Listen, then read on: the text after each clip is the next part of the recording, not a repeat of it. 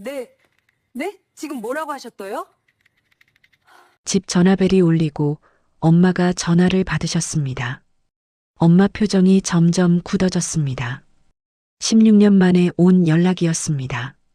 18배 집을 나간 오빠에 관한 소식이었습니다. 엄마와 저는 곧바로 그곳으로 향했습니다. 그날 저는 알게 됐습니다. 16년의 침묵 뒤에 숨겨진 진실을요. 저는 오늘도 국수집 주방에서 육수를 끓이고 있습니다. 벽시계가 오후 2시를 가리키고 점심 손님들이 빠져나간 뒤에 고요한 시간입니다. 엄마는 홀 쪽에서 테이블을 닦고 계시고 저는 국자로 육수를 한 번 더 저어줍니다. 이 가게 이름은 조용한 집입니다. 처음엔 좀 이상한 이름 아니냐는 말도 들었지만 저희에겐 딱 맞는 이름이었습니다. 주방 한쪽 선반 위에는 낡은 휴대폰 하나가 놓여 있습니다. 화면에 금이 가 있고 뒷면 플라스틱도 군데군데 벗겨진 오래된 폴더폰입니다. 선반 바로 옆에는 간장병과 식초병이 함께 있어서 손님들 눈에는 그냥 주방 소품처럼 보입니다. 손님들은 그냥 지나치거나 가끔 저거 아직도 켜지나요? 하고 웃으며 물어보십니다. 저는 그럴 때마다 네, 켜지긴 하는데 전화는 안 돼요 하고 대답합니다. 사실 그 안에는 전화번호도 문자도 하나 남아있지 않습니다. 다만 음성 메모 폴더 하나만 살아 있습니다. 그 안에는 오빠 목소리가 몇십 개 들어 있습니다. 오늘은 비 온다. 정아는 우산 가지고 다닐까? 선이 엄마 허리는 괜찮으신가? 국수 육수는 멸치보다 다시마를 더 오래 우려야 깔끔하다던데. 말이 없던 오빠가 휴대폰 속에서만큼은 말이 많았습니다. 저는 가끔 설거지를 하다가 그 휴대폰을 선반에서 집어 재생 버튼을 누릅니다. 그러면 오빠 목소리가 주방 안에 작게 퍼집니다. 엄마는 홀에서 그 소리를 듣고도 아무 말 하지 않으십니다. 다만 손을 멈추고 잠깐 귀를 기울이시다가 다시 테이블을 닦으실 뿐입니다. 손님들은 모릅니다. 이 국수집 선반 위에 낡은 휴대폰이 저희에겐 오빠 그 자체라는 것을요. 이 이야기는 그 휴대폰이 어떻게 여기까지 오게 됐는지에 관한 이야기입니다. 말이 없던 오빠와 소리만 질렀던 엄마와 그 사이에서 눈치만 보던 저에 관한 이야기입니다. 그리고 너무 늦게 알아버린 한 가족의 이야기입니다. 아버지는 제가 6살 때 돌아가셨습니다. 공장에서 일하시다가 기계에 끼이는 사고였다고 나중에 들었습니다. 그때 오빠는 12살이었고 저는 아버지 얼굴조차 제대로 기억나지 않을 나이였습니다. 하지만 사실 그때 아버지 곁에는 이미 선희 아줌마가 계셨습니다. 아버지는 제가 4살 때 선희 아줌마와 재혼하셨습니다. 공장 동료의 소개로 만나셨고 두 분은 구청에서 조용히 혼인신고를 하셨습니다. 선희 아줌마는 그때 34살이셨고 혼자 살아오신 분이라 자식이 없으셨습니다. 함께 산 지 2년. 딱 2년 만에 아버지는 사고로 세상을 떠나셨습니다. 그러니까 법적으로 선희 아줌마는 우리의 어머니가 맞았습니다.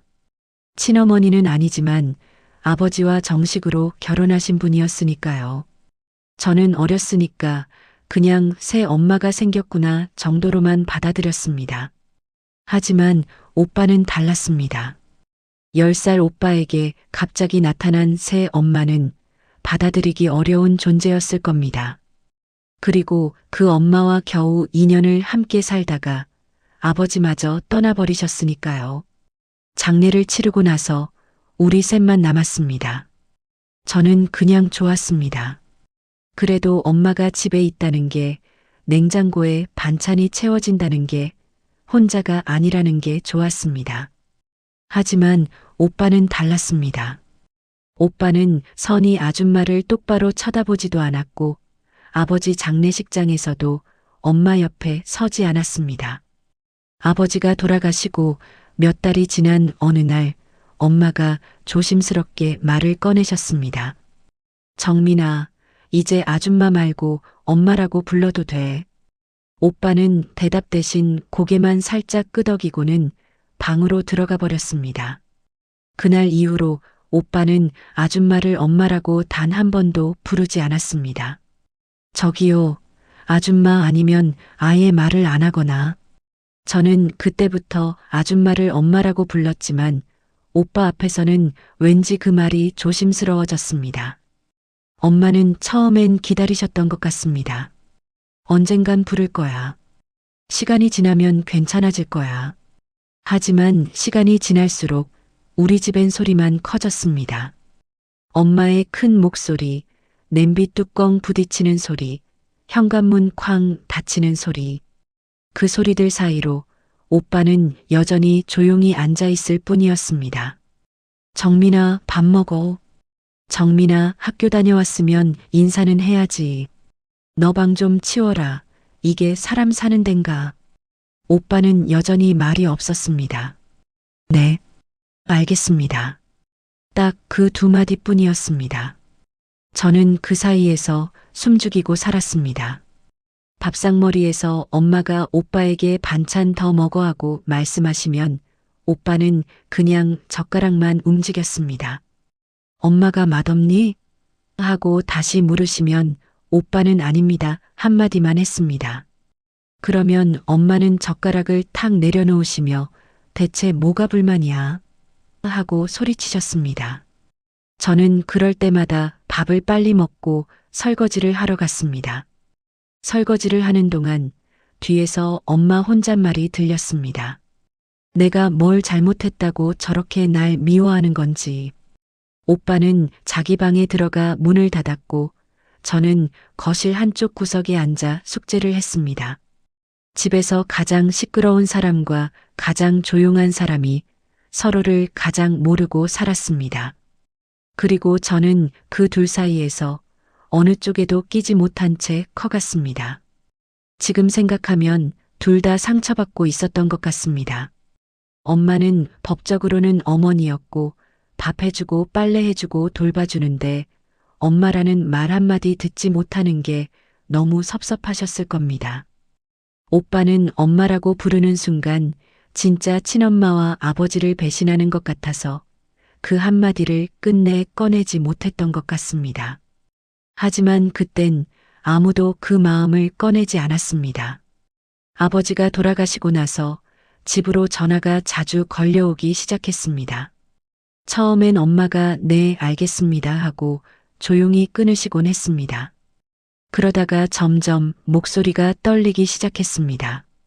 죄송합니다. 조금만 기다려 주십시오. 꼭 갚겠습니다. 저는 전화 소리만 들려도 가슴이 철렁 내려앉았습니다. 오빠는 전화벨이 울리면 방문을 닫아버렸고 저는 거실 구석에서 숨을 죽였습니다. 어느 토요일 오후 집 초인종이 울렸습니다. 엄마가 문을 열자 양복 입은 남자 2명이 현관에 서 있었습니다. 약속하신 날짜가 지났는데요. 엄마는 허리를 깊이 숙이며 죄송합니다. 조금만 시간을 더 주십시오 하고 말씀하셨습니다. 그 모습이 너무 작아 보여서 저는 차마 쳐다볼 수가 없었습니다. 남자 중 한 명이 서류 몇 장을 꺼내 보여주며 말했습니다. 이미 반년이 넘었어요. 더 이상은 못 기다립니다. 엄마는 고개를 숙인 채 알겠습니다. 어떻게든 마련하겠습니다 하고 대답하셨습니다.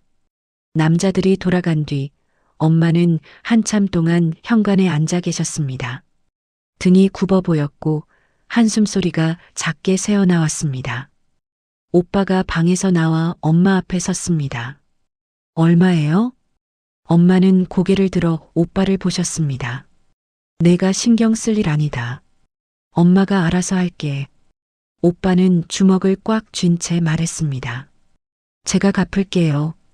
엄마는 피식 웃으시며 말씀하셨습니다.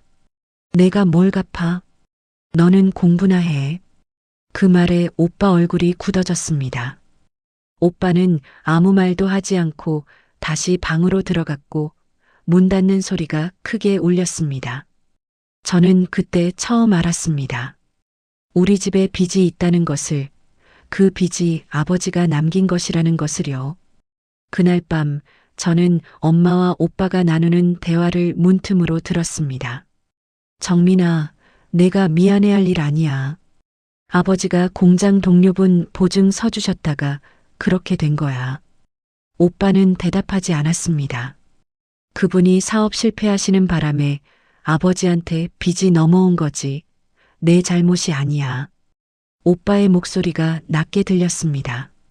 그래도 아버지가 저 대학 보내시려고 그 보증을 서신 거잖아요. 엄마는 한숨을 쉬며 말씀하셨습니다. 그런 식으로 생각하지 마. 아버지는 내가 잘 되길 바라셨어. 그 뒤로 오빠는 더 말이 없어졌습니다. 학교에서 돌아오면 방에만 있었고 밥도 빨리 먹고 들어갔습니다. 엄마는 낮에는 식당에서 일하시고 저녁엔 마트에서 야간 알바를 하셨습니다. 집에는 늘 엄마 없는 시간이 많아졌고 저와 오빠는 혼자 저녁을 데워 먹었습니다. 어느 날 냉장고에 붙어있던 독촉장을 보게 됐습니다. 큰 글씨로 최종 통보라고 적혀 있었고 금액이 빨간 글씨로 인쇄되어 있었습니다. 그 숫자를 보는 순간 저는 왜 엄마가 두 군데 일을 하시는지 알게 됐습니다. 그날 밤 오빠가 작은 수첩에 뭔가를 적고 있었습니다. 저는 오빠 방문 앞에서 멈춰서서 물었습니다. 오빠 뭐해? 오빠는 수첩을 덮으며 아무것도 아니야 하고 짧게 답했습니다. 하지만 저는 봤습니다. 수첩에 적힌 숫자들과 조선소, 건설 현장 같은 단어들을요. 그때는 그게 뭘 의미하는지 몰랐지만 나중에 알게 됐습니다. 오빠는 그때부터 이미 집을 떠날 준비를 하고 있었다는 것을요. 우리 집의 빚은 단순히 돈 문제가 아니었습니다. 그건 오빠에게는 죄책감이었고 엄마에게는 책임이었으며 저에게는 그저 불안이었습니다. 그리고 그 빚이 우리 세 사람을 점점 더 다른 방향으로 밀어내고 있었습니다. 오빠가 고등학교 3학년이 되던 해 겨울이었습니다. 대학 수시 원서를 넣어야 하는 시기였는데 오빠는 원서를 쓰지 않았습니다. 엄마가 정민아, 원서 접수일 지나간다 하고 말씀하셨지만 오빠는 안 갈 겁니다 하고 짧게 답했습니다. 엄마는 순간 멈칫하시더니 목소리를 높이셨습니다. 무슨 소리야? 내가 얼마나 공부 열심히 했는데. 오빠는 방에서 가방 하나를 꺼내며 말했습니다. 조선소 취직했습니다. 다음 주에 내려갑니다. 그 말에 엄마 얼굴이 하얗게 변했습니다. 조선소? 거기가 어떤 덴데 내가 거길 가? 오빠는 가방에 옷을 넣으면서 여전히 무표정한 얼굴로 말했습니다. 용접 배워서 일하면 됩니다. 급여 괜찮다고 들었습니다. 엄마가 오빠 손에서 가방을 확 빼앗으셨습니다. 너 미쳤니? 아버지가 왜 너한테 공부시켰는데? 오빠는 처음으로 엄마를 똑바로 쳐다봤습니다. 이 집에 돈이 필요하잖아요. 제가 벌어서 빚 갚을게요. 엄마 목소리가 떨리기 시작했습니다. 그건 내가 갚을 거야. 내가 신경 쓸 일 아니라고. 오빠는 고개를 저으며 말했습니다. 이미 결정했습니다. 다음 주 월요일에 출발합니다. 엄마가 소리쳤습니다. 내가 나를 엄마로 안 봐서 그렇지? 내 도움받기 싫어서 그러는 거지? 오빠는 잠시 말을 멈췄다가 낮은 목소리로 말했습니다. 그런 게 아닙니다. 엄마는 눈물을 글썽이며 계속 소리치셨습니다. 그럼 뭐야? 나한테 한마디 상의도 없이 혼자 다 정해놓고. 오빠가 다시 가방을 들고 방으로 들어가려는데 엄마가 오빠 팔을 붙잡으셨습니다. 정민아, 제발 엄마 말 좀 들어. 대학은 가야지. 오빠는 팔을 빼며 말했습니다. 빚 제가 갚을게요. 그리고 정아 어른 될 때까지 제가 책임질게요. 엄마가 주저앉으며 울음을 터뜨리셨습니다. 너 정말 이렇게 나갈 거니? 오빠는 대답 없이 방문을 닫았고 저는 거실 한쪽에서 그 모습을 지켜볼 수밖에 없었습니다. 그날 밤 집안은 무거운 침묵으로 가득했습니다. 엄마는 거실 소파에 앉아 한참을 울으셨고 오빠는 방에서 나오지 않았습니다. 저는 오빠 방문 앞에 서서 노크를 했습니다. 오빠, 안에서 오빠 목소리가 들렸습니다. 들어와. 방문을 열고 들어가니 오빠는 침대에 앉아 창밖을 보고 있었습니다. 저는 오빠 옆에 앉아 물었습니다. 오빠, 정말 가야 돼? 오빠는 고개를 끄덕였습니다. 응, 가야 해. 제가 다시 물었습니다. 대학은 나중에라도 갈 수 있잖아. 오빠는 작은 목소리로 말했습니다. 정아야, 오빠는 이게 맞는 것 같아. 지금 집에 돈이 필요하잖아. 저는 눈물이 나려는 걸 참으며 말했습니다. 그래도 엄마한테 그렇게 말하면 어떡해. 엄마 완전 속상해 하시잖아. 오빠는 한숨을 쉬었습니다. 나도 알아. 근데 뭐라고 말해야 할지 모르겠어. 그 순간 저는 오빠가 사실은 엄마한테 뭐라고 말해야 할지 몰라서 더 말을 못하는 거라는 걸 알았습니다. 다음 주 월요일 새벽 오빠는 정말로 집을 나섰습니다. 엄마는 현관까지 따라 나오셨지만 오빠에게 아무 말도 하지 않으셨습니다. 오빠도 다녀오겠습니다. 한마디만 남기고 계단을 내려갔습니다. 저는 창문으로 오빠가 걸어가는 뒷모습을 봤습니다. 가방 하나 메고 천천히 골목을 빠져나가는 오빠의 어깨가 작아 보였습니다. 엄마는 현관문을 닫고 거실로 들어오셔서 소파에 주저앉으셨습니다. 저 애가 끝내 엄마라고 한 번도 안 불러보고 가네. 엄마의 그 말이 지금도 제 귓가에 남아 있습니다. 오빠는 그렇게 18살에 집을 떠났습니다. 빚을 갚겠다는 말 하나만 남기고 아무도 붙잡을 수 없었던 결정으로요. 그날 이후 우리 집 식탁에는 3개가 아닌 2개의 밥그릇만 놓이게 됐습니다. 오빠가 떠나고 한 달쯤 지났을 때 처음으로 전화가 왔습니다. 공중전화 소리가 섞인 짧은 통화였습니다. 엄마, 저 정민이에요. 잘 지내고 있습니다. 엄마는 수화기를 꽉 쥐고 물으셨습니다. 밥은 먹고 다니니? 기숙사는 괜찮고? 오빠는 네, 괜찮습니다 하고 대답했습니다. 엄마가 더 물어보려는데 뚜마이너스 하는 소리와 함께 전화가 끊어졌습니다.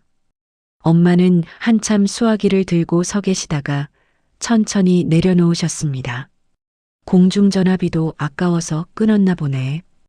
그 뒤로 2-3달에 한 번씩 명절이나 엄마 생신 때 짧은 전화가 왔습니다. 통화는 늘 3분을 넘기지 않았습니다. 잘 지냅니다. 건강하세요. 정아 공부 잘하고 있죠? 그 짧은 말들만 남기고 오빠는 다시 끊어졌습니다. 엄마는 전화를 받고 나면 늘 한참을 멍하니 앉아 계셨습니다. 저는 그런 엄마를 보면서 오빠한테 연락해봐요 하고 말씀드렸습니다. 하지만 엄마는 고개를 저으셨습니다. 기숙사에 전화기가 있겠니? 그냥 오빠가 연락할 때까지 기다려야지. 그렇게 시간이 흘렀습니다. 오빠한테서 오는 전화는 점점 뜸해졌고 어느새 반년에 한 번, 1년에 한 번이 됐습니다. 명절에도 연락이 없는 날이 많아졌습니다. 엄마는 명절 아침마다 전화기 옆에 앉아서 혹시나 하고 기다리셨습니다. 전화벨이 울릴 때마다 벌떡 일어나셨지만 대부분 보험 전화나 광고 전화였습니다. 그러면 엄마는 아, 네 하고 힘없이 끊으시곤 했습니다. 저는 엄마에게 말했습니다. 오빠가 너무하지 않아요? 연락 한 번 하기가 뭐가 그렇게 어렵다고. 엄마는 저를 말리셨습니다. 조선소 일이 얼마나 힘든데 쉬는 날도 제대로 없을 거야. 하지만 엄마 목소리에는 서운함이 묻어났습니다. 어느 날 저녁 엄마가 혼잣말처럼 말씀하셨습니다.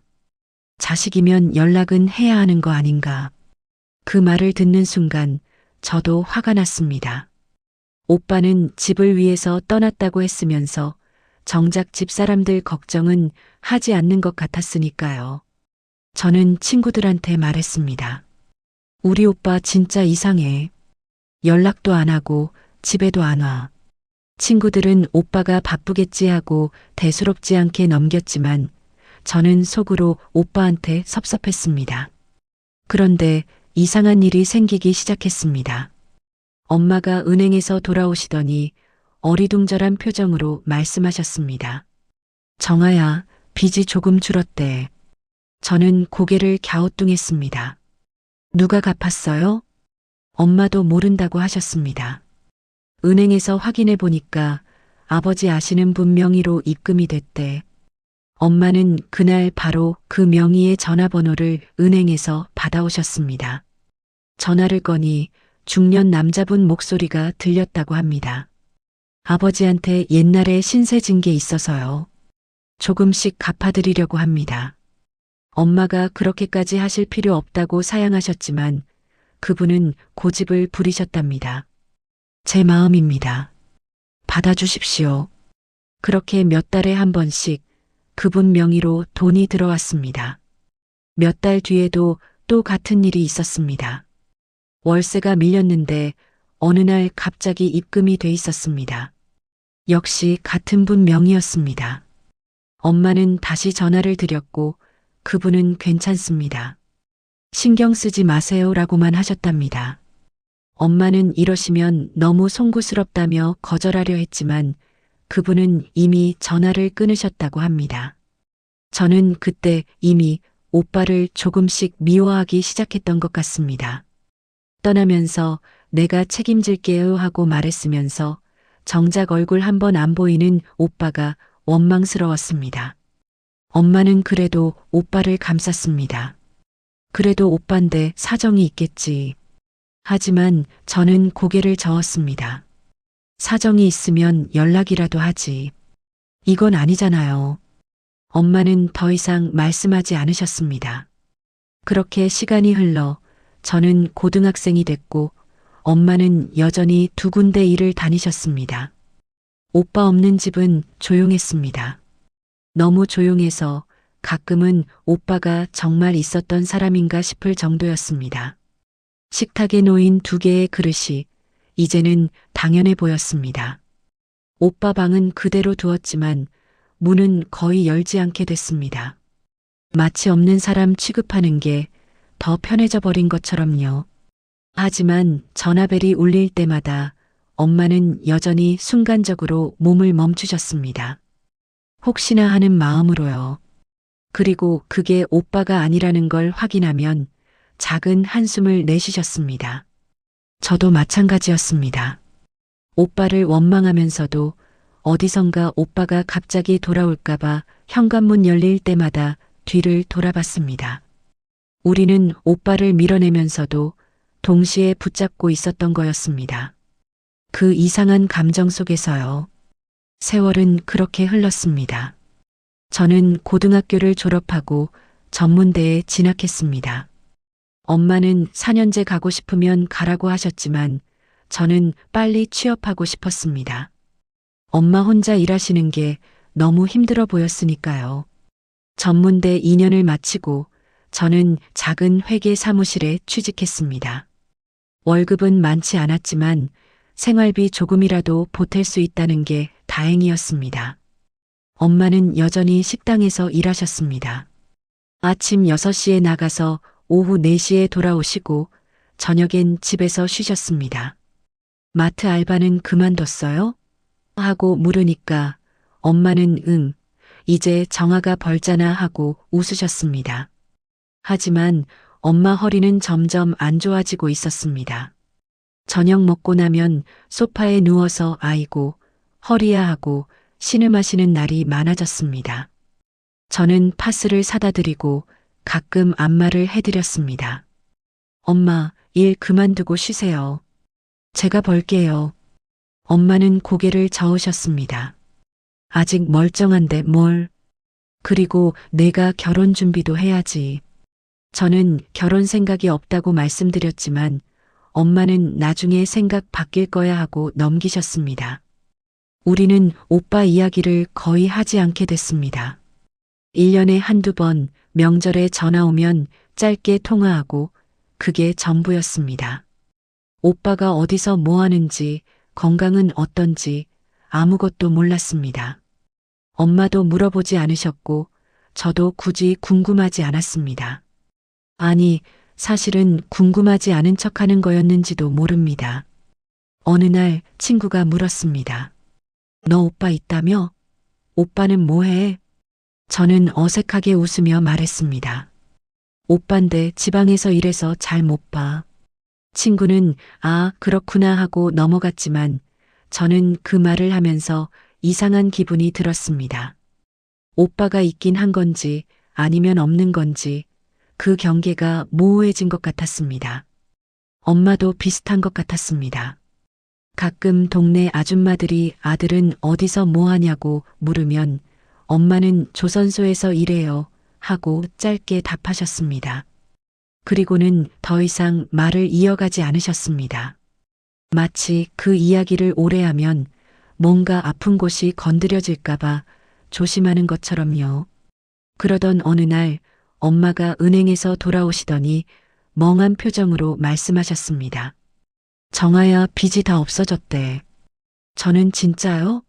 하고 물었고 엄마는 고개를 끄덕이셨습니다.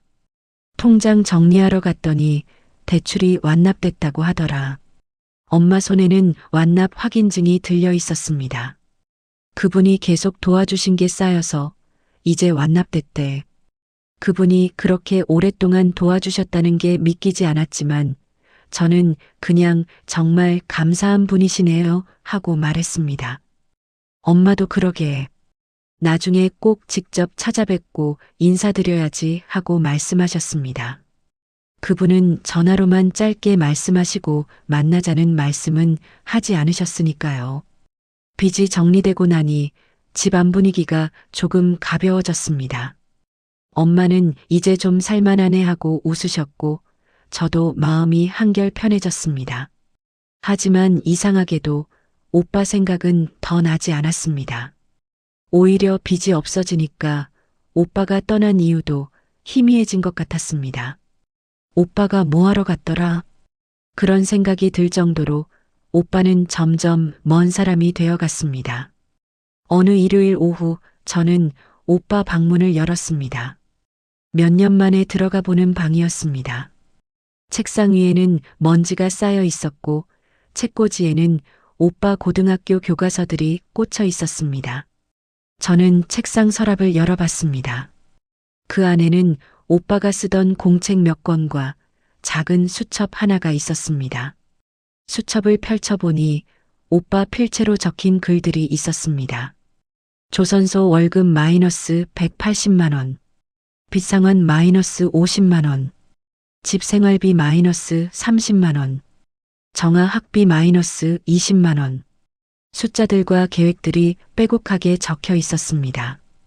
저는 그 수첩을 보면서 가슴이 먹먹해졌습니다. 오빠는 떠나기 전부터 이미 다 계획하고 있었던 거였습니다. 저는 수첩을 다시 서랍에 넣고 방문을 닫았습니다. 엄마에게 말씀드릴까 하다가 그냥 혼자 간직하기로 했습니다. 말해봤자 엄마만 또 마음 아프실 테니까요. 그렇게 우리는 오빠 없이 살아가는 법을 배워갔습니다. 익숙해지는 건 무서운 일이었습니다. 처음엔 텅 빈 것 같던 식탁이 이제는 당연해 보였으니까요. 두 사람이 마치 원래 이렇게 살았던 것처럼 조용히 하루하루를 보냈습니다. 오빠는 점점 더 잊혀지는 사람이 되어가고 있었습니다. 그렇게 몇 년이 더 흘렀습니다. 저는 28이 됐고 엄마는 60을 넘기셨습니다. 오빠는 34쯤 됐을 텐데 여전히 연락이 거의 없었습니다. 1년에 한 번 명절에 문자 한 통 오는 게 전부였습니다. 잘 지내고 계시죠? 건강하세요. 딱 그 정도였습니다. 저는 답장도 하지 않게 됐고 엄마도 그래, 알았다 정도만 말씀하시고 넘어가셨습니다. 어느 목요일 저녁이었습니다. 저는 퇴근해서 집에 돌아왔고 엄마는 저녁을 차리고 계셨습니다. 집 전화벨이 울렸습니다. 엄마가 앞치마를 벗으며 전화를 받으셨습니다. 여보세요? 잠시 침묵이 흘렀습니다. 그러더니 엄마 표정이 굳어졌습니다. 네네. 지금 뭐라고 하셨어요? 저는 설거지하던 손을 멈추고 엄마를 쳐다봤습니다. 엄마는 전화기를 귀에 댄 채 한참 말을 듣고 계셨습니다. 어디라고요? 네, 알겠습니다. 내일 당장 가겠습니다. 엄마가 전화를 끊고 저를 보셨습니다. 엄마 손이 떨리고 있었습니다. 정아야 오빠가. 저는 순간 심장이 철렁 내려앉았습니다. 오빠가 왜요? 무슨 일 있어요? 엄마는 천천히 말씀하셨습니다. 오빠가 다쳤대. 요양병원에 입원해 있대. 저는 그 말이 믿기지 않았습니다. 누구한테 전화 온 거예요? 엄마가 대답하셨습니다. 오빠 조선소 동료분이라고. 그분이 지금까지 연락처를 갖고 계셨나 봐. 엄마는 메모지에 적힌 주소를 보시며 말을 이었습니다. 해외 건설 현장에서 떨어졌대. 허리랑 다리를 많이 다쳐서 배 타고 돌아오는 동안 응급수술 받았고 한국 와서도 큰 병원에서 몇 번 더 수술했지. 저는 무릎에 힘이 풀렸습니다. 그럼 지금은요? 엄마가 대답하셨습니다. 지금은 재활 중이라서 요양병원으로 옮겼대. 거기서 물리치료 받으면서 지낸다고. 저는 화가 났습니다.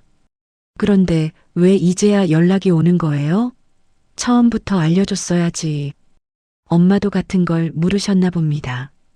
그분 말씀이 오빠가 처음엔 연락하지 말라고 했대. 자기가 괜찮아지면 직접 연락하겠다고. 엄마 목소리가 떨렸습니다. 근데 몇 달이 지나도 상태가 안 좋아지니까 그분이 결국 전화하신 거래. 엄마 목소리가 떨렸습니다.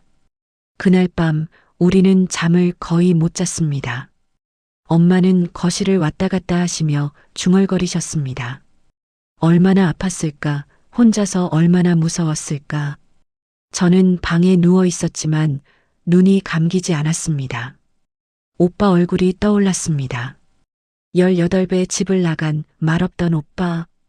그 오빠가 지금 어디선가 병원 침대에 누워 있다는 게 실감이 나지 않았습니다. 다음 날 아침 엄마와 저는 요양병원으로 향했습니다. 버스를 2번 갈아타고 1시간 반을 달려서 도착한 곳이었습니다. 병원 입구에서 오빠 동료라는 분이 우리를 기다리고 계셨습니다. 얼굴은 낯설었지만 목소리는 어제 전화 통화했던 그분이었습니다. 오시느라 고생하셨습니다. 들어가시죠. 우리는 그분을 따라 복도를 걸었습니다. 복도는 길었고 소독약 냄새가 났습니다. 엄마는 한 걸음 한 걸음 걸을 때마다 손에 힘을 주고 계셨습니다. 병실 문 앞에서 엄마가 멈춰 섰습니다. 정아야, 나 무서워. 엄마가 그런 말씀을 하시는 걸 처음 들었습니다. 저는 엄마 손을 잡았습니다. 같이 들어가요. 그분이 문을 노크하고 천천히 열었습니다. 병실 안은 조용했습니다. 창가 쪽 침대에 누군가 누워 있었습니다. 마른 체구, 짧게 자른 머리, 창밖을 보고 있는 뒷모습. 그 사람이 천천히 고개를 돌렸습니다. 오빠였습니다. 예전보다 훨씬 마르고 얼굴에 주름이 생기고 눈가에 피로가 쌓인 오빠였습니다. 하지만 눈빛만은 예전 그대로였습니다. 오빠는 우리를 보고 잠시 말을 잃은 것 같았습니다. 그러더니 작게 말했습니다. 오셨어요. 엄마는 그 자리에서 울음을 터뜨리셨습니다. 너 이게 무슨 꼴이니? 오빠는 아무 말도 하지 않았습니다. 다만 고개를 살짝 숙였을 뿐입니다. 저는 오빠 침대 옆으로 다가갔습니다. 침대 옆 테이블 위에는 오래된 휴대폰 하나가 놓여 있었습니다. 화면에 금이 가 있고 뒷면이 벗겨진 낡은 폴더폰이었습니다. 그 휴대폰을 보는 순간 왠지 모르게 가슴이 먹먹해졌습니다. 이 휴대폰이 오빠가 지금까지 혼자 살아온 모든 시간을 담고 있는 것 같았습니다. 엄마가 침대 옆에 앉으며 물으셨습니다. 얼마나 아파? 많이 아프니? 오빠는 고개를 저었습니다. 괜찮습니다. 엄마가 울먹이며 말씀하셨습니다. 무슨 소리야, 이렇게 됐는데 괜찮긴 뭐가 괜찮아. 오빠는 여전히 말이 없었습니다. 우리는 그날 오랜만에 한 공간에 다시 모였습니다. 오빠 얼굴을 직접 본 건 16년 만이었습니다. 엄마는 한참을 우셨습니다. 왜 연락도 안 하고 왜 혼자 이렇게... 오빠는 아무 대답도 하지 않았습니다. 다만 창밖만 보고 있을 뿐이었습니다. 저는 침대 옆 의자에 앉으며 오빠를 자세히 봤습니다. 16년이라는 시간이 오빠를 많이 바꿔놓았습니다. 얼굴은 검게 그을렸고 손은 거칠어져 있었습니다. 머리카락 사이로 흰머리가 보였고 눈가에는 깊은 주름이 자리 잡고 있었습니다.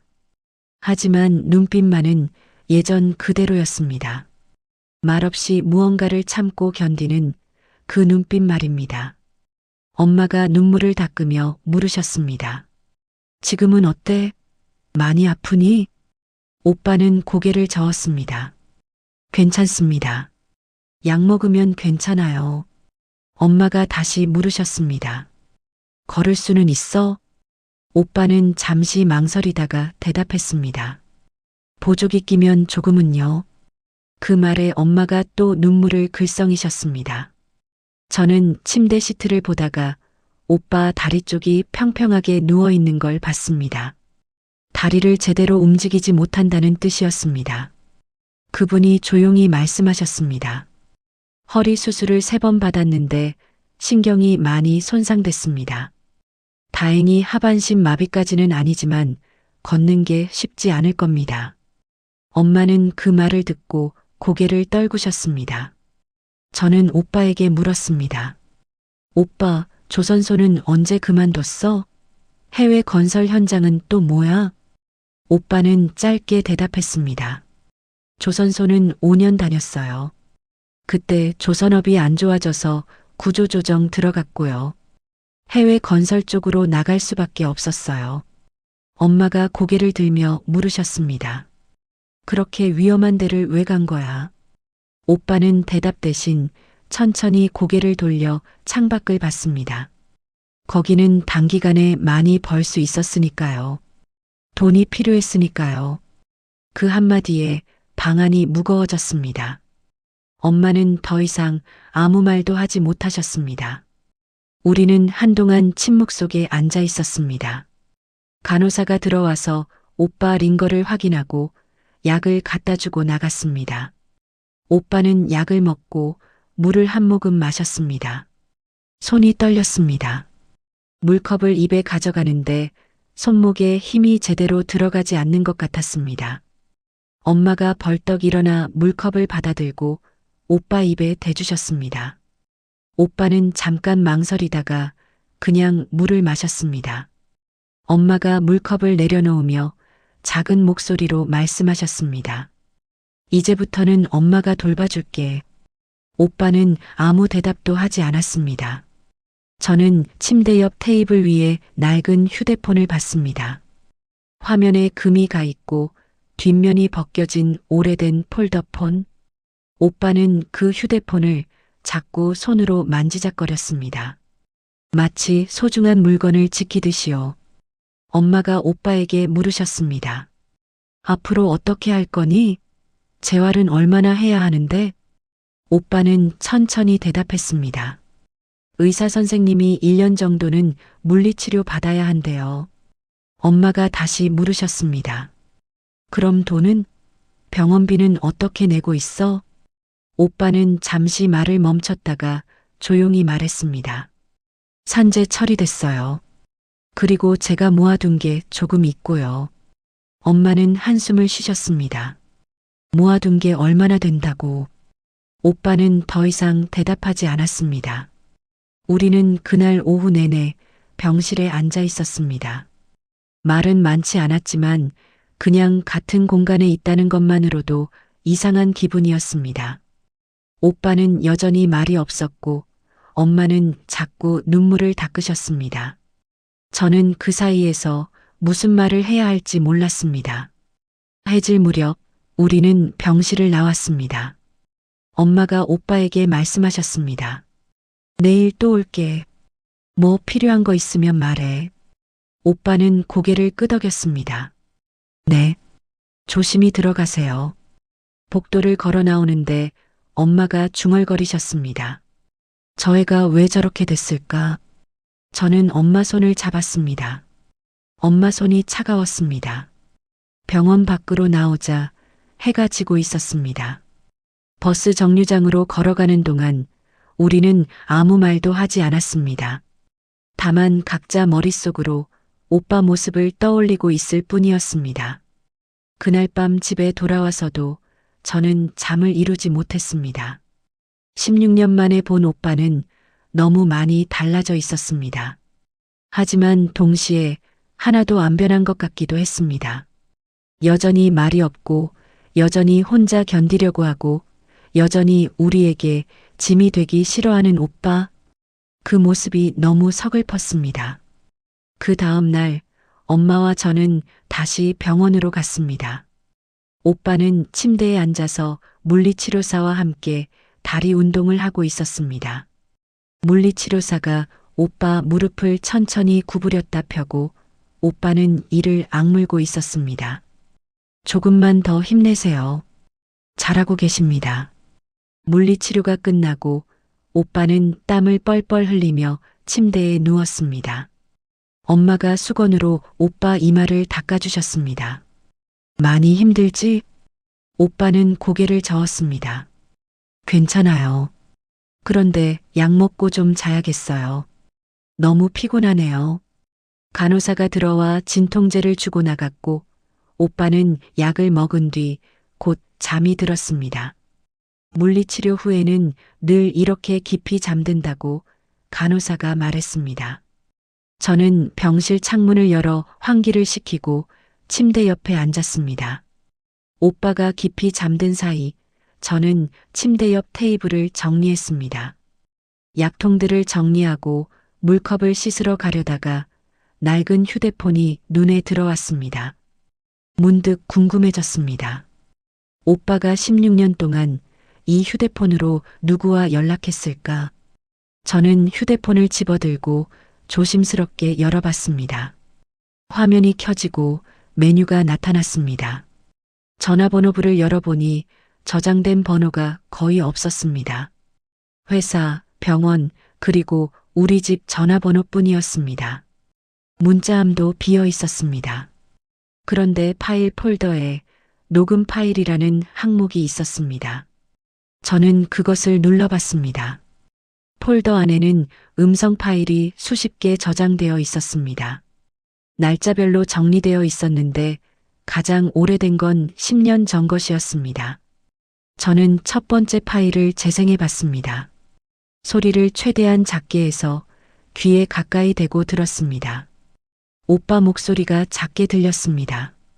오늘 작업 끝나고 내일은 비 온다는데 정아는 우산 챙겨 다닐까? 잠깐의 침묵. 엄마, 허리 괜찮으신가? 요즘 날씨가 추운데. 그리고 녹음이 끝났습니다. 저는 휴대폰을 들고 엄마를 불렀습니다. 엄마, 이거 좀 들어봐요. 엄마가 다가오셨고 저는 두 번째 파일을 재생했습니다. 엄마와 제가 함께 휴대폰을 귀에 대고 조용히 들었습니다. 오늘 급여 들어왔는데 빚은 조금 줄었을까? 정아 학교는 잘 다니고 있겠지. 공부 열심히 하라고 해야 하는데 엄마한테 뭐라고 말해야 하나? 전화하면 또 끊어버릴 것 같고.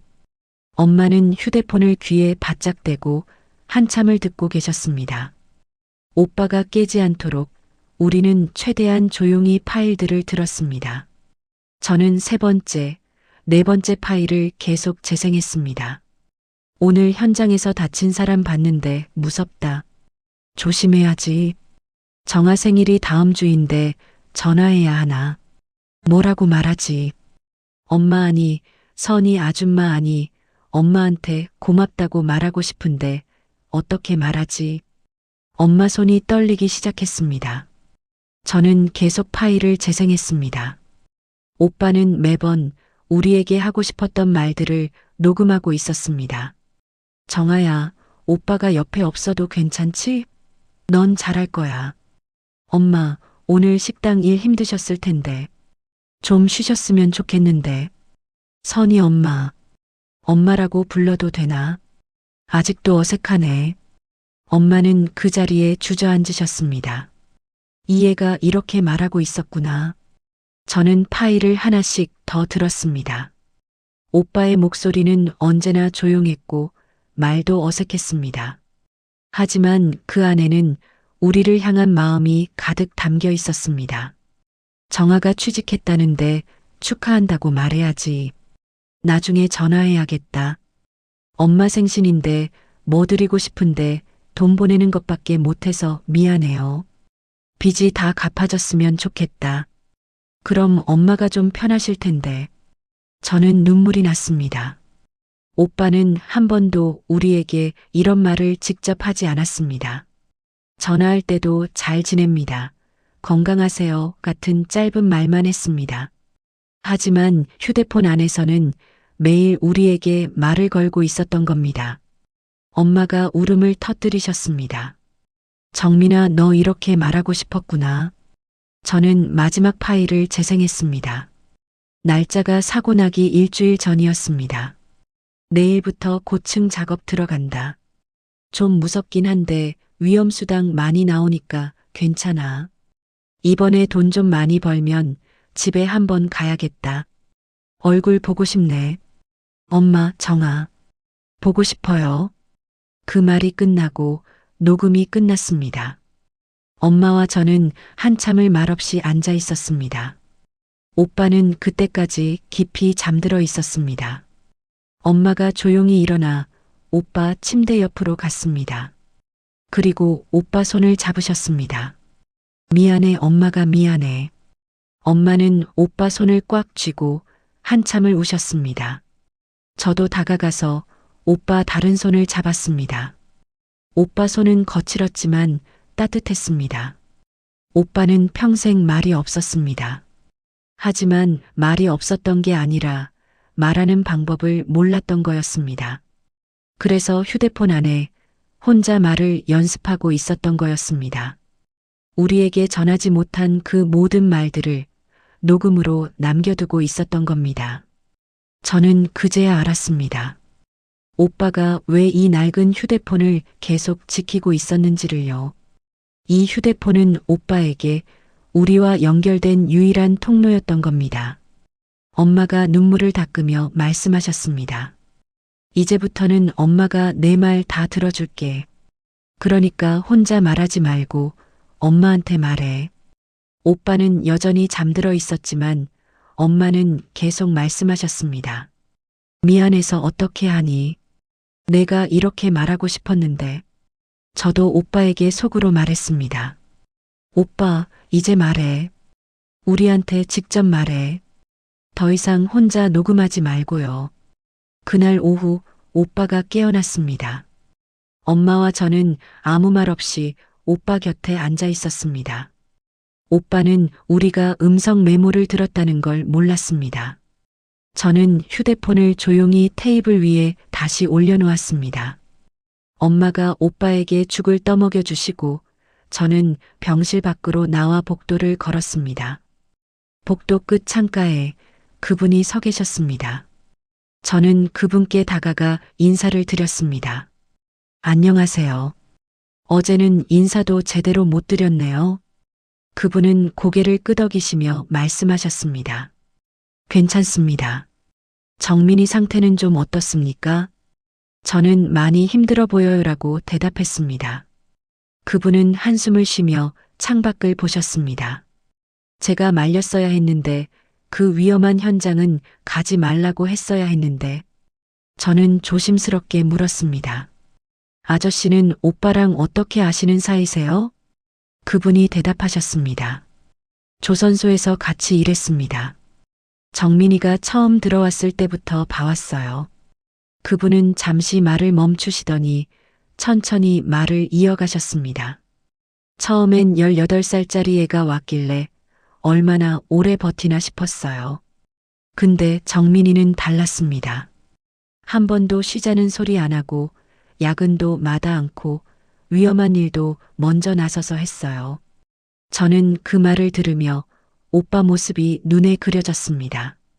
그래서 제가 물어봤죠. 왜 그렇게 악착같이 버는 거냐고. 그분이 말을 이었습니다. 정민이가 그러더군요. 집에 빚이 있고 동생 학비도 보내야 하고 어머니 생활비도 보내야 한다고.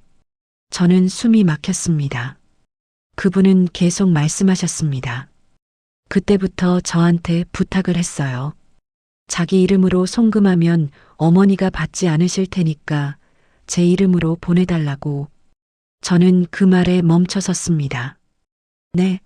그럼 아저씨 이름으로 입금됐던 그 돈들이. 그분이 고개를 끄덕이셨습니다. 다 정민이가 번 돈이었습니다. 저는 그냥 대신 보내드리기만 했어요. 그분이 설명을 이었습니다. 첫 송금할 때 제가 어머니께 전화드렸죠. 아버님한테 빚진 게 있다고 조금씩 갚겠다고 말씀드렸습니다. 어머니께서 사양하셨지만 제가 고집을 부렸어요. 그래야 받아주실 테니까요. 저는 다리에 힘이 풀려서 복도 벤치에 주저앉았습니다. 빚을 갚은 돈도 월세를 메워준 돈도 모두 오빠 돈이었다는 겁니까? 그분이 옆에 앉으시며 말씀하셨습니다. 정민이는 16년 동안 한 달도 빠짐없이 돈을 보냈습니다. 조선소 월급, 건설 현장 급여, 전부 집으로 보냈어요. 처음 몇 년은 빚 갚는 데 대부분 들어갔고 그 뒤로는 생활비며 정화 씨약비며 계속 보냈습니다. 자기는 기숙사에서 밥 먹고 옷도 안 사고 담배도 안 피우고 그렇게 모아서 보냈습니다. 저는 눈물이 났습니다. 왜 그렇게까지? 그분이 대답하셨습니다. 정민이가 그러더군요. 자기가 집을 떠나면서 약속했다고. 어머니랑 동생 어른 될 때까지 책임지겠다고. 저는 오빠가 떠나던 날을 떠올렸습니다. 정아 어른 될 때까지 제가 책임질게요. 그 말이 단순한 말이 아니었던 겁니다. 그분이 말을 이었습니다. 빚도 정민이가 다 갚았습니다. 조선소 다닐 때 몇 년 동안 악착같이 모아서 전부 갚아냈어요. 저는 고개를 들었습니다. 그럼 그 많은 돈을 오빠 혼자. 그분이 고개를 끄덕이셨습니다. 네. 그래서 제가 말렸습니다. 너무 무리하지 말라고, 자기 몸 생각도 해야 한다고. 근데 정민이는 안 들었어요. 빨리 많이 벌어야 한다고 해외 건설 현장으로 갔어요. 저는 얼굴을 감쌌습니다. 오빠는 우리를 위해서 그렇게 위험한 곳까지 간 거였습니다. 그분이 작은 목소리로 말씀하셨습니다. 사고 나고 나서 정민이가 저한테 말했어요. 절대 어머니한테 연락하지 말라고. 자기가 이렇게 된 거 알면 어머니가 너무 놀라실 거라고, 괜찮아지면 직접 연락하겠다고. 근데 몇 달이 지나도 상태가 안 좋길래 저는 그냥 둘 수가 없었습니다. 저는 그분에게 고개를 숙여 인사했습니다. 정말 감사합니다. 아저씨가 아니었으면. 그분은 손을 저으셨습니다. 괜찮습니다. 정민이는 제 자식 같은 애니까요. 저는 병실로 돌아갔습니다. 엄마는 오빠 옆에 앉아서 오빠 손을 잡고 계셨습니다. 저는 엄마 옆에 앉아서 조용히 말씀드렸습니다. 엄마, 아까 아저씨한테 들었는데요. 엄마가 저를 보셨습니다. 저는 천천히 그분에게 들은 이야기를 엄마에게 전했습니다. 빚을 갚은 것도, 월세를 보낸 것도 모두 오빠였다는 것을, 16년 동안 한 달도 빠짐없이 돈을 보냈다는 것을.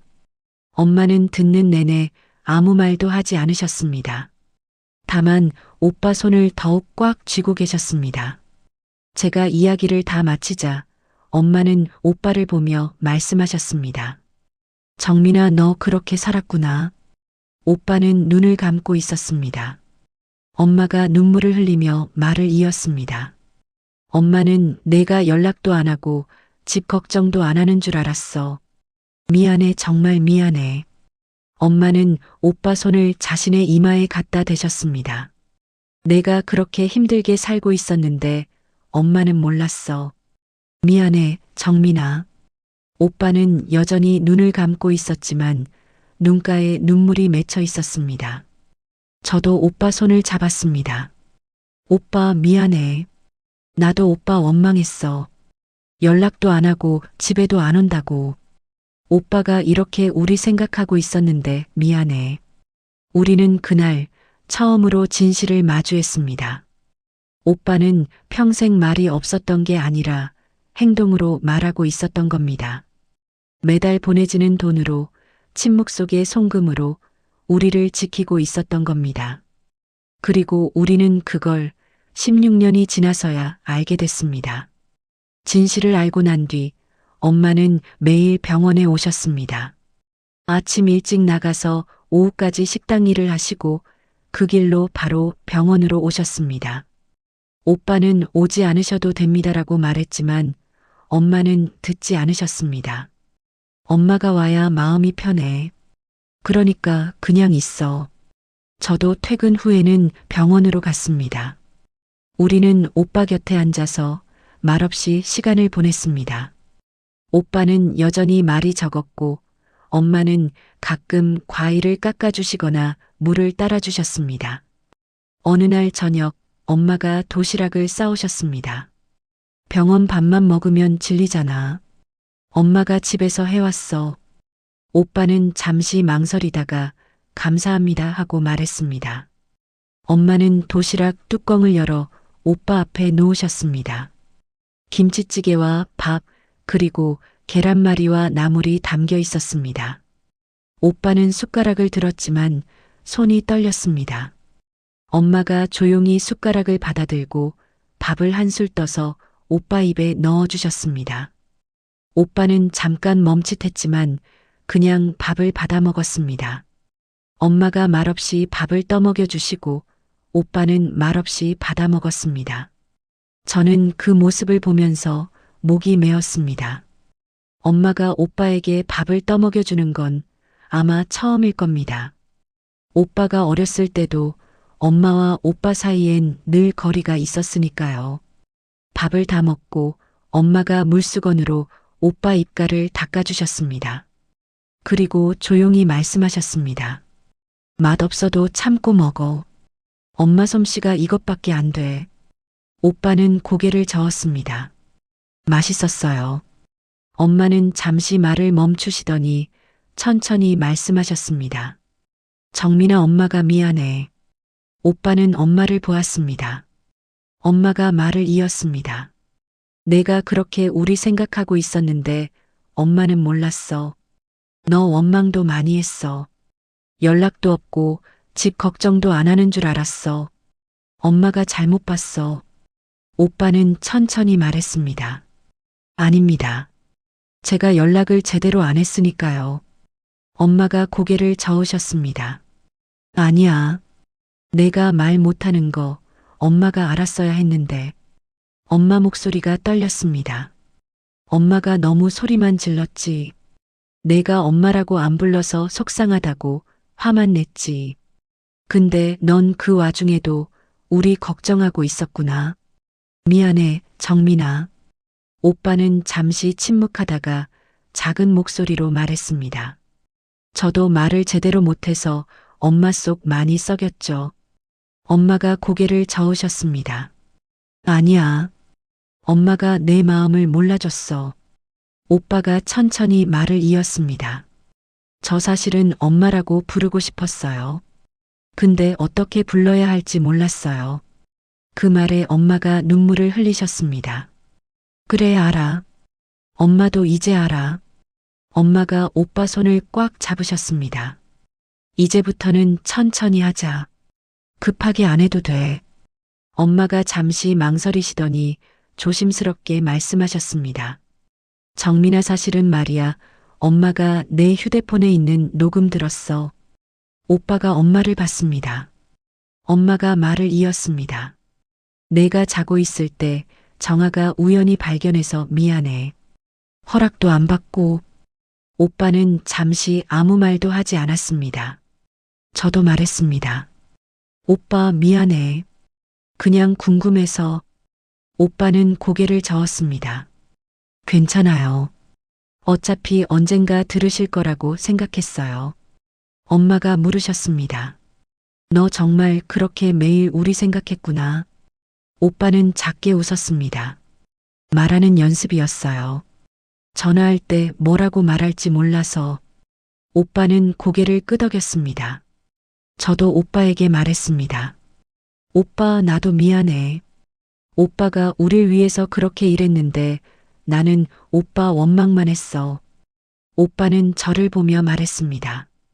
괜찮아. 내가 잘 커줘서 고마워. 저는 눈물이 났습니다. 무슨 소리야? 내가 뭘 잘 컸어. 오빠가 다 해준 건데. 우리는 그날 처음으로 서로에게 미안하다는 말을 했습니다. 16년이 지나서야 겨우 꺼낸 말이었습니다. 며칠 뒤 의사 선생님이 오빠 상태에 대해 설명하셨습니다. 재활을 계속하면 보행은 가능할 겁니다. 하지만 완전히 회복되긴 어렵습니다. 앞으로도 계속 물리치료를 받아야 하고 약도 꾸준히 복용해야 합니다. 엄마가 물으셨습니다. 그럼 앞으로 어떻게 해야 하나요? 의사 선생님이 대답하셨습니다. 여기서 계속 재활하셔도 되고 집 가까운 병원으로 옮기셔도 됩니다. 다만 비용 문제를 생각하셔야 할 겁니다. 엄마와 저는 서로를 보았습니다. 병원비 문제는 우리에게도 큰 고민이었습니다. 오빠가 산재 처리가 됐다고는 하지만 모든 비용이 다 나오는 건 아니었습니다. 그날 저녁 우리는 병실에서 조용히 이야기를 나눴습니다. 엄마가 먼저 말씀하셨습니다. 집 근처 병원으로 옮기면 어떨까? 그럼 엄마가 매일 올 수 있잖아. 오빠는 고개를 저었습니다. 너무 부담되실 거예요. 그냥 여기 있을게요. 엄마가 다시 말씀하셨습니다. 무슨 부담이야? 엄마가 하고 싶어서 하는 건데. 저도 말했습니다. 오빠, 엄마 말이 맞아. 집 근처로 오면 우리도 자주 볼 수 있잖아. 오빠는 잠시 생각하다가 조용히 말했습니다. 병원비 때문에 더 힘들어지실 텐데. 엄마가 단호하게 말씀하셨습니다. 그건 엄마가 알아서 할게. 넌 그냥 재활이나 열심히 해. 오빠는 더 이상 반대하지 않았습니다. 그리고 작은 목소리로 말했습니다. 엄마, 나중에 제가 좀 나아지면 엄마 도와드릴게요. 엄마가 웃으셨습니다. 그래, 나아지면 엄마랑 같이 일하자. 엄마 음식 솜씨는 괜찮으니까 작은 식당이라도 하나 하면 되겠다. 오빠도 작게 웃었습니다. 네. 그럼 저도 설거지는 할 수 있을 것 같아요. 그 말에 우리는 모두 웃었습니다. 오빠가 농담을 한 건 정말 오랜만이었습니다. 우리는 그날 조금씩 가까워지고 있었습니다. 16년이라는 시간이 만들어 놓은 거리를 천천히 좁혀가고 있었습니다. 일주일 뒤 오빠는 집 근처 재활병원으로 옮겼습니다. 엄마와 제가 짐을 챙기고 그분이 차로 병원까지 데려다 주셨습니다. 새 병원은 우리 집에서 버스로 30분 거리였습니다. 병실은 이전보다 작았지만 창가에서 햇빛이 잘 들어왔습니다. 엄마는 매일 아침 병원에 들렀다가 식당으로 출근하셨고 저는 퇴근 후 저녁에 들렀습니다. 오빠는 매일 오전과 오후로 물리치료를 받았습니다. 처음에는 보조기를 끼고 몇 걸음 걷는 것도 힘들어했지만 점점 나아지고 있었습니다. 어느 날 오빠가 보조기 없이 혼자 걸어보려고 했습니다. 물리치료사가 옆에서 부축하고 엄마와 저는 조금 떨어진 곳에서 지켜봤습니다. 오빠는 천천히 한 걸음, 두 걸음 내디뎠습니다. 다리가 떨렸고 균형을 잡기 힘들어 보였습니다. 하지만 오빠는 포기하지 않았습니다. 세 걸음, 네 걸음, 그리고 다섯 걸음을 걸었을 때 오빠가 비틀거렸습니다. 물리치료사가 얼른 잡아주고 오빠를 휠체어에 앉혔습니다. 오빠는 숨을 헐떡이며 말했습니다. 아직 멀었네요. 물리치료사가 웃으며 말했습니다. 아닙니다. 잘하고 계세요. 한 달 전에는 한 걸음도 못 걸으셨잖아요. 엄마가 다가가서 오빠 등을 두드리셨습니다. 그래, 천천히 하면 돼. 급할 거 없어. 오빠는 고개를 끄덕였습니다. 하지만 오빠 표정에는 조급함이 보였습니다. 그날 저녁 저는 오빠에게 물었습니다. 오빠 왜 그렇게 서두르는 거야? 오빠는 잠시 망설이다가 대답했습니다. 빨리 나아야 엄마 도와드릴 수 있잖아. 저는 그 말을 듣고 가슴이 아팠습니다. 오빠는 아직도 자기 몸보다 우리 걱정을 먼저 하고 있었습니다. 저는 고개를 저었습니다. 오빠, 지금은 오빠가 낫는 게 먼저야. 엄마 걱정은 내가 할게. 오빠가 말했습니다. 근데 엄마 나이도 있으시고 혼자 일하시기 힘드실 텐데. 저는 오빠 손을 잡았습니다. 오빠, 16년 동안 오빠가 우릴 책임졌잖아. 이제는 우리가 오빠 챙길 차례야. 오빠는 아무 말도 하지 않았습니다. 며칠 뒤 엄마가 병원에 오셔서 이상한 이야기를 꺼내셨습니다. 정민아, 엄마가 식당 그만둘까 생각 중이야. 저와 오빠는 동시에 엄마를 봤습니다. 왜요? 무슨 일 있어요? 엄마가 웃으며 말씀하셨습니다.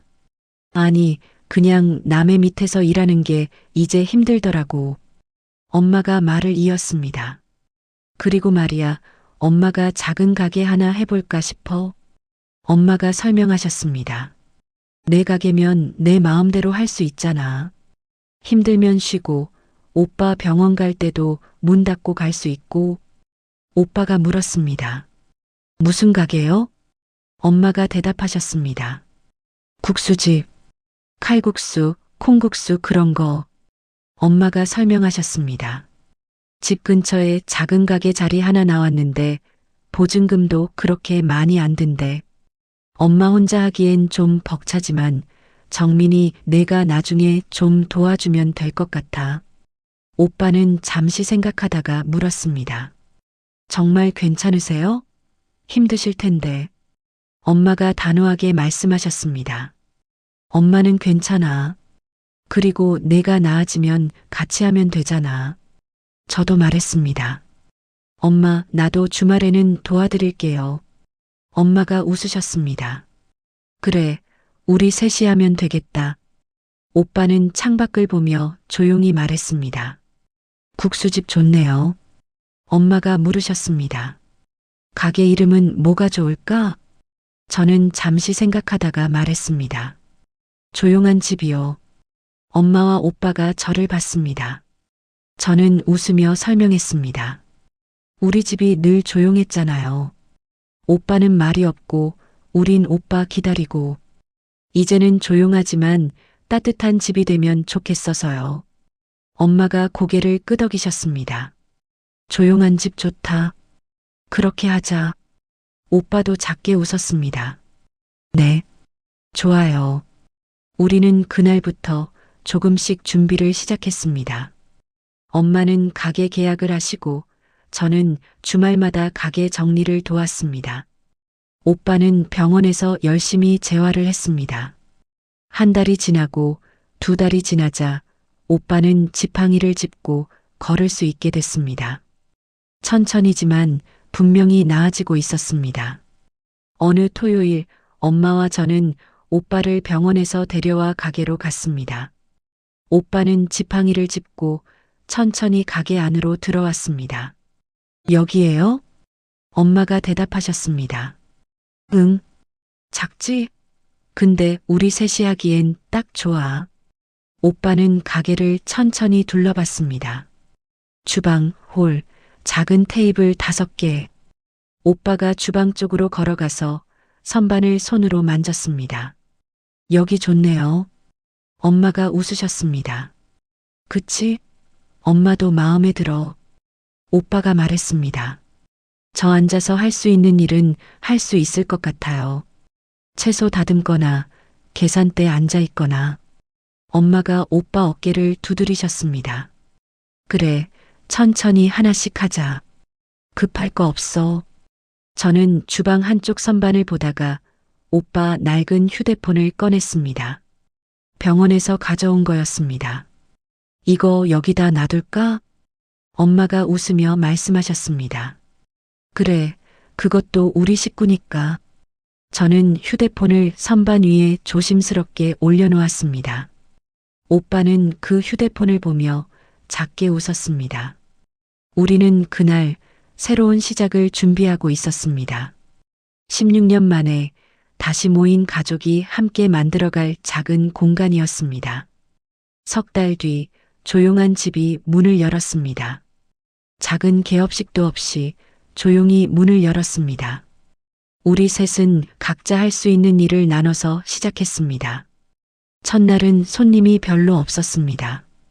동네 아주머니 2분이 오셔서 칼국수를 드시고 가셨습니다. 국수 맛있네요. 다음에 또 올게요. 그 말 한마디에 엄마는 하루 종일 웃으셨습니다. 며칠이 지나자 손님이 조금씩 늘어났습니다. 근처 공사장 아저씨들이 점심 먹으러 오셨고 혼자 사시는 할머니가 저녁에 오셨습니다. 가게는 작았지만 우리 셋이 하기엔 딱 맞았습니다. 엄마는 국수를 삶고 육수를 끓이셨고 저는 주말에 와서 서빙을 도왔습니다. 오빠는 주방 의자에 앉아서 할 수 있는 일들을 했습니다. 파 썰고 양파 다듬고 김치 담그는 것도 도왔습니다. 어느 날 손님 한 분이 계산하시면서 물으셨습니다. 주방에 계신 분은 사장님 아들이세요? 엄마가 웃으며 대답하셨습니다. 네, 우리 아들이에요. 그 말을 듣는 오빠 표정이 조금 부끄러운 듯 보였지만 나쁘지 않아 보였습니다. 저녁 시간이 끝나고 우리는 함께 정리를 했습니다. 엄마는 주방을 닦으시고 저는 테이블을 정리했습니다. 오빠는 의자에 앉아서 그날 쓴 재료를 정리하며 내일 필요한 것들을 메모했습니다. 내일은 파 더 사야 할 것 같아요. 오늘 많이 썼어요. 엄마가 대답하셨습니다. 그래, 알았어. 내일 아침에 시장 갈게. 우리는 그렇게 조용하지만 분주한 하루를 보냈습니다. 어느 주말 가게 문을 닫고 우리 셋이 함께 밥을 먹었습니다. 엄마가 남은 칼국수로 저녁을 차리셨고 우리는 작은 테이블에 둘러앉았습니다. 오늘 장사 괜찮았네. 손님이 점점 늘어. 엄마가 기쁘게 말씀하셨습니다. 저도 말했습니다. 엄마 국수가 진짜 맛있으니까요. 오빠가 조용히 말했습니다. 엄마 요리 정말 잘하세요. 엄마가 오빠를 보며 웃으셨습니다. 이제야 알았어? 우리는 함께 웃었습니다. 식사를 마치고 엄마가 설거지를 하시는 동안 저는 오빠와 밖에 나가 바람을 쐬었습니다. 오빠는 지팡이를 짚고 천천히 걸었습니다. 정아야. 오빠가 불렀습니다. 왜? 오빠가 말했습니다. 고마워. 내가 없었으면 이렇게 못했을 거야. 저는 고개를 저었습니다. 무슨 소리야? 오빠가 우릴 지켜준 거잖아. 오빠는 하늘을 보며 말했습니다. 그래도 이렇게 같이 있으니까 좋아. 16년 만에 처음인 것 같아. 저도 하늘을 봤습니다. 별이 보였습니다. 오빠, 앞으로도 계속 같이 있자. 오빠가 대답했습니다. 응, 그래야지. 우리는 그렇게 조용한 밤 공기 속에서 함께 서 있었습니다. 계절이 바뀌고 가게는 점점 자리를 잡아갔습니다. 단골 손님들이 생겼고 동네 사람들이 조용한 집 국수 맛있다며 소문을 냈습니다. 오빠는 날마다 조금씩 나아지는 것 같았습니다. 지팡이 없이도 몇 걸음 걸을 수 있게 됐고 주방에서 서서 일하는 시간도 늘어났습니다. 어느 날 오빠가 엄마에게 말했습니다. 엄마, 제가 오늘 육수 한번 끓여볼게요. 엄마가 놀라셨습니다. 너 괜찮겠어? 오빠가 고개를 끄덕였습니다. 엄마 하시는 거 매일 봤어요. 할 수 있을 것 같아요. 엄마는 잠시 망설이시다가 오빠에게 자리를 내어주셨습니다. 오빠는 천천히 하지만 정확하게 육수를 끓였습니다. 멸치와 다시마를 넣고 불 조절을 하고 간을 보았습니다. 엄마는 옆에서 조용히 지켜보셨습니다. 육수가 완성됐습니다. 엄마가 국자로 떠서 맛을 보셨습니다. 괜찮은데? 오빠가 잘했네. 오빠가 작게 웃었습니다. 엄마가 잘 가르쳐 주셔서요. 엄마도 웃으셨습니다. 그날 오후 손님들은 오빠가 끓인 육수로 만든 국수를 드셨습니다. 아무도 몰랐지만 우리는 알았습니다. 오빠가 처음으로 손님들을 위해 음식을 만들었다는 것을요. 그날 저녁 문을 닫고 정리를 하는데 오빠가 주방 선반 위에 휴대폰을 봤습니다. 저 휴대폰 아직도 켜지나? 엄마가 대답하셨습니다. 가끔 충전해도 내 목소리 듣고 싶을 때 들어. 오빠는 휴대폰을 집어들었습니다.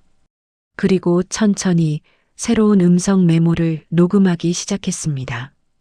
오늘 처음으로 육수를 끓였습니다. 엄마가 맛있다고 하셨어요. 정아가 주말마다 와서 도와줍니다. 고맙습니다. 엄마, 정아. 같이 있을 수 있어서 행복합니다. 오빠는 녹음을 멈추고 휴대폰을 다시 선반 위에 올려놓았습니다. 엄마와 저는 그 모습을 보며 아무 말도 하지 않았습니다. 다만 서로를 보며 작게 웃었을 뿐입니다. 오빠는 이제 혼자 녹음하지 않아도 되는 사람이 됐습니다. 우리가 옆에 있으니까요. 그렇게 우리는 조용한 집에서 함께 살아가고 있었습니다. 1년이 흘렀습니다. 조용한 집은 이제 동네에서 제법 알려진 국수집이 됐습니다. 오빠는 지팡이 없이도 걸을 수 있게 됐고 주방 일도 혼자 할 수 있게 됐습니다. 엄마는 여전히 새벽에 일어나 육수를 끓이셨지만 예전보다 표정이 밝아지셨습니다. 저는 주중엔 회사를 다니고 주말엔 가게를 도왔습니다. 우리는 그렇게 평범하지만 소중한 하루하루를 보내고 있었습니다. 어느 가을 저녁이었습니다. 손님이 다 돌아가고 우리 셋만 남았을 때였습니다. 엄마가 갑자기 말씀하셨습니다. 정민아, 정아야. 엄마가 할 말이 있어. 우리는 테이블에 앉았습니다. 엄마가 천천히 말씀하셨습니다. 엄마가 너희 아버지 돌아가시고 나서 정민이한테 잘 못해줬어. 오빠가 고개를 저었습니다. 아니에요. 엄마는 말을 이었습니다. 아니야. 엄마가 미안해. 너 어렸을 때 내가 엄마라고 부르고 싶었을 텐데 엄마가 너무 서툴렀어. 엄마 목소리가 떨렸습니다. 너 혼자 짐지고 나가게 만들었어. 그게 엄마가 제일 후회하는 거야. 오빠는 잠시 말이 없었습니다. 그러다 천천히 입을 열었습니다. 저도 그때 어떻게 말해야 할지 몰랐어요. 오빠가 말을 이었습니다. 엄마라고 부르고 싶었는데 낯설었어요. 그래서 그냥 말을 안 하게 됐어요. 엄마가 눈물을 닦으셨습니다. 엄마가 먼저 다가갔어야 했는데 미안해. 오빠는 고개를 들어 엄마를 봤습니다. 그리고 천천히 조심스럽게 말했습니다. 엄마. 그 한마디에 엄마가 울음을 터뜨리셨습니다. 오빠가 다시 말했습니다. 엄마. 이제는 괜찮아요. 엄마는 오빠 손을 잡으며 말씀하셨습니다. 고마워, 정민아. 엄마 아들이 돼줘서 고마워. 저는 그 모습을 보면서 눈물이 났습니다. 16년이 걸렸지만 우리는 마침내 진짜 가족이 된 것 같았습니다. 며칠 뒤 오빠가 병원에서 정기 검진을 받고 왔습니다. 의사 선생님이 말씀하셨답니다. 많이 좋아지셨어요. 이 정도면 일상생활엔 큰 지장 없을 겁니다. 엄마가 기뻐하셨습니다. 정말? 그럼 이제 괜찮은 거야? 오빠가 고개를 끄덕였습니다. 네. 계속 관리는 해야 하지만 많이 나았대요. 그날 저녁 우리는 작은 축하를 했습니다. 가게 문을 닫고 엄마가 오빠가 좋아하는 칼국수를 끓이셨습니다. 우리는 함께 테이블에 앉아서 국수를 먹었습니다. 엄마가 말씀하셨습니다. 이제 우리 앞날엔 좋은 일만 있을 거야. 오빠가 웃으며 대답했습니다. 엄마, 지금도 충분히 좋아요. 저도 말했습니다. 맞아. 우리 이렇게 셋이 같이 있는 게 제일 좋아. 엄마가 우리를 보며 웃으셨습니다. 그래, 우리 이렇게 계속 같이 있자. 식사를 마치고 저는 설거지를 하러 주방으로 갔습니다. 오빠가 따라와서 옆에서 그릇을 닦았습니다. 정아야. 오빠가 불렀습니다. 응? 오빠가 말했습니다. 너 결혼은 안 해? 저는 웃었습니다. 왜? 오빠 나 빨리 보내고 싶어? 오빠가 고개를 저었습니다. 아니, 그냥 내 행복도 생각해야지. 저는 오빠를 봤습니다. 나 지금 행복해. 오빠랑 엄마랑 같이 있어서. 오빠가 작게 웃었습니다. 그래도 나중엔 내 가정도 꾸려야지. 저는 고개를 끄덕였습니다. 그건 나중 일이고 지금은 이게 좋아. 우리는 말없이 설거지를 마쳤습니다. 창밖으로 가을밤 공기가 들어왔습니다. 그날 밤 집으로 돌아가는 길에 엄마가 말씀하셨습니다. 정민아, 너 조선소 다닐 때 짐 싸서 나갔던 거 기억나니? 오빠가 대답했습니다. 네, 기억나요. 엄마가 말씀하셨습니다. 그때 내가 나가면서 뭐라고 했는지 아직도 기억해. 정아 어른 될 때까지 책임진다고. 오빠는 말이 없었습니다. 엄마가 말을 이었습니다. 너 정말 그 약속 지켰구나. 16년 동안. 오빠가 천천히 말했습니다. 제가 할 수 있는 게 그것밖에 없었어요. 엄마가 오빠 손을 잡으셨습니다. 고생 많았어. 정말 고생 많았어, 우리 아들. 오빠는 아무 말도 하지 않았지만 엄마 손을 꽉 잡았습니다. 저는 그 모습을 보면서 가슴이 뭉클했습니다. 오빠는 평생 말이 없었던 게 아니라 행동으로 말하고 있었던 겁니다. 매달 보내진 돈으로 16년간의 침묵으로 우리를 지키고 있었던 겁니다. 그날 밤 집에 도착해서 각자 방으로 들어가기 전에 오빠가 말했습니다. 엄마, 정아, 나 행복해. 엄마가 웃으며 대답하셨습니다. 엄마도 행복해. 저도 말했습니다. 나도. 우리는 그렇게 각자 방으로 들어갔습니다. 그날 밤 저는 오랜만에 편안하게 잠들었습니다. 오빠도 엄마도 아마 그랬을 겁니다. 우리는 16년이라는 긴 시간을 돌아 마침내 제자리로 돌아왔습니다. 가족이라는 이름으로. 그리고 다시 오늘입니다. 저는 조용한 집 주방 선반 위에 놓인 휴대폰을 보고 있습니다. 화면에 금이 가고 뒷면이 벗겨진 낡은 폴더폰. 오빠가 16년 동안 들고 다니던 우리와 유일하게 연결되어 있던 물건입니다. 저는 그 휴대폰을 집어들어 녹음 파일을 열었습니다. 가장 최근 파일은 어젯밤에 녹음된 것이었습니다. 저는 재생 버튼을 눌렀습니다.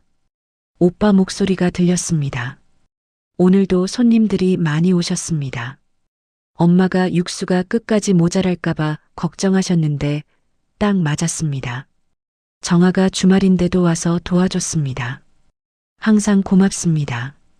내일은 날씨가 좋다고 하니 엄마랑 산책이라도 가야겠습니다. 녹음이 끝나고 저는 휴대폰을 다시 선반 위에 올려놓았습니다. 오빠는 이제 혼자 녹음하지 않아도 됩니다. 우리가 옆에 있으니까요. 하지만 오빠는 여전히 가끔 녹음을 합니다.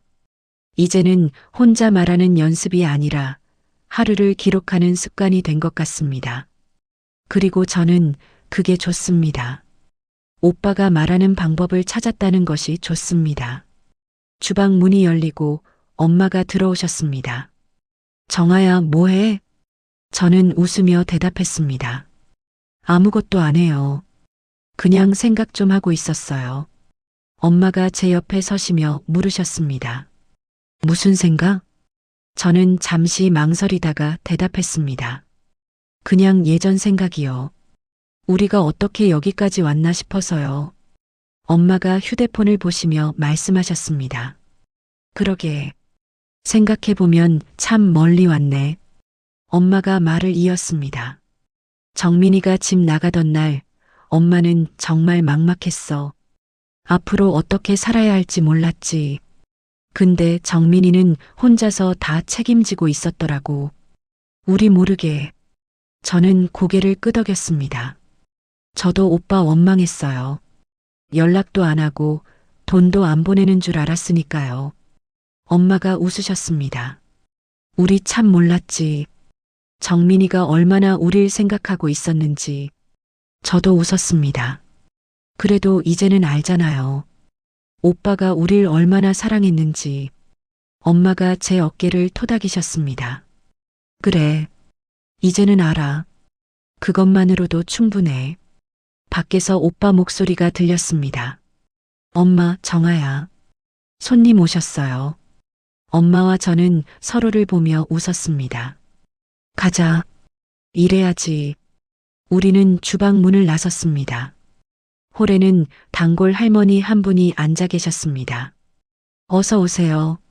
오빠가 인사를 했고 할머니가 웃으며 대답하셨습니다. 오늘도 칼국수 한 그릇 주세요. 엄마가 주방으로 들어가셨고 저는 물을 따라드렸습니다. 오빠는 할머니 맞은편에 앉아서 이야기를 나누고 있었습니다. 요즘 날씨가 좋아졌죠? 할머니가 대답하셨습니다. 그러게. 산책하기 딱 좋아. 저는 그 모습을 보면서 웃음이 났습니다. 예전에 오빠는 이렇게 손님과 이야기를 나누지 못했을 겁니다.